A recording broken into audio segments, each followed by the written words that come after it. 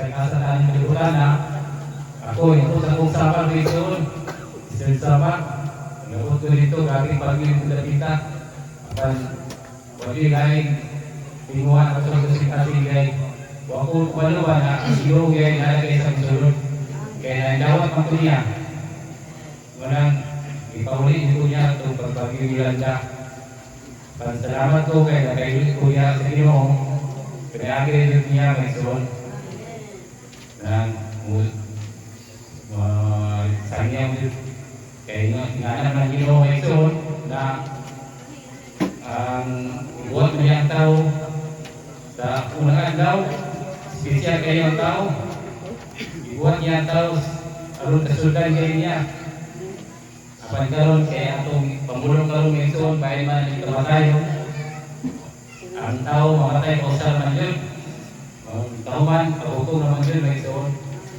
Walang lugawan kita sa akin kami sa inyo may ison. Kaya ang tao mamatay ko yun. Sa pag-iuntay sa pagtusimba ko, udang ka din na ito matay may ison. Unang ako, salamat ko kay napailin ko din sa inyo may ison. Kaya sa ganyan sa krusa, gusto na yan ko si Kristo ay imong kinabuhi nan sundayan sa bukan niya sa iyang himali ang ison. Salamat ang ay kulong sa Ginoo na mao'y naghayag nato karon ng ison ay gala sa atilyo dawaton ng kulong sa Ginoo ng ison. Walang bukas yun nato muna-una kasi ng ison aron usulok siya nato datong kailanman ng ison. Lord Jesus. Kaya tumuluhan niyo yung ison, maman ang uban sa kamatayon, ang paghukom. Gitagada na mamatay ang tao sa makausal kay may ison. Ang tao ang ay mamatay. Ang kamatayon nagkikan kay sa sala may ison. So ang tao kay may ison, nga mamatay ang tao tungkol kay sa sala, tungkol kay una man nagkasulod ang sala, hindi nato may ison. Salamat ka kay gitagaan ka chance Ginoo na kaliso niya aron ang atong sala mahawas sa kamatayon ng ison.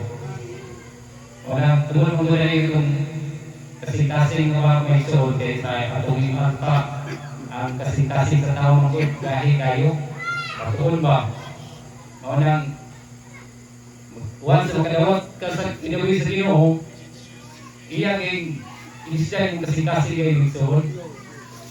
Inisyan niya o ganang mahumok na kasing-kasing.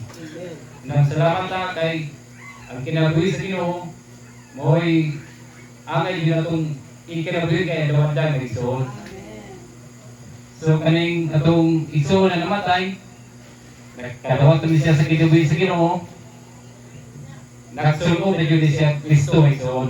O si Pablo pa gingo niya sa Gracia Chris ng Siyotong once na ipanganak ka pag-usap nagsulong na yung kang Kristo. Nang salamat ka kaya ipanganak ko tayo pag-usap may ison usa kato wala pa yun na ipanganak pag-usap budawat utong yun ta budawat sa Ginoo ison. Kay ang pagtuo dili maingon na mutuo ta kinahanglan na ali pagdawat may ison. Kaya kung barkada bitaw siya kisinatian dili man siya mutuo kanang kuan mo simba lagi kay kailangan sa simbahan. Pag once na gitagada siya balatian sa Ginoo o nagsakit na siya ba naka-anggoy siya na minitawag din siya sa Ginoo may ison.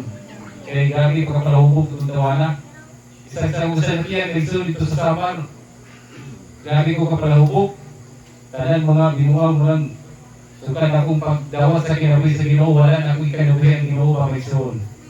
Usa nakaamgo ko ba sa pahimli sa Ginoo ng Ginoo kay naalagay sa pagsunod Espiritu na kay siya na nahikay ba may ison. Na salamat ko kay isang dagang pahitabo dito wa ko yan itugyan sa kamatayon pa Mason.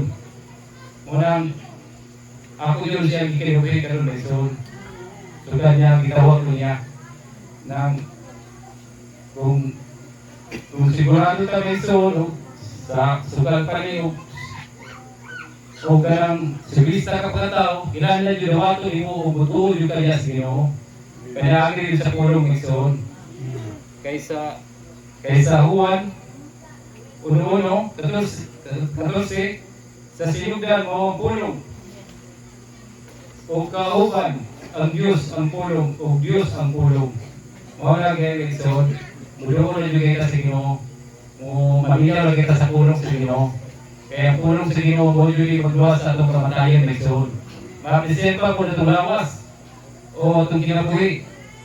Kaya sa imar, kung magkailan ka sa Diyos, kailangan yung bugugol kang panahon niya sa Ginoo Mason. Unang salamat ang kay nanyo'y pulong sa Ginoo. Adlaw-adlaw mo'y na pwede na ito siya mapahimuslan ba? Ang importante yun na Mason, ito yung siya sinatiyon. O magpahimulong siya sa pulong. Aron ta makapadayang pupulong sa uban Mason.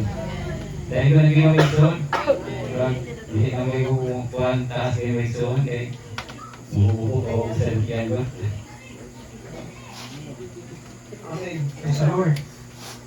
Ato isulod, tingsuon.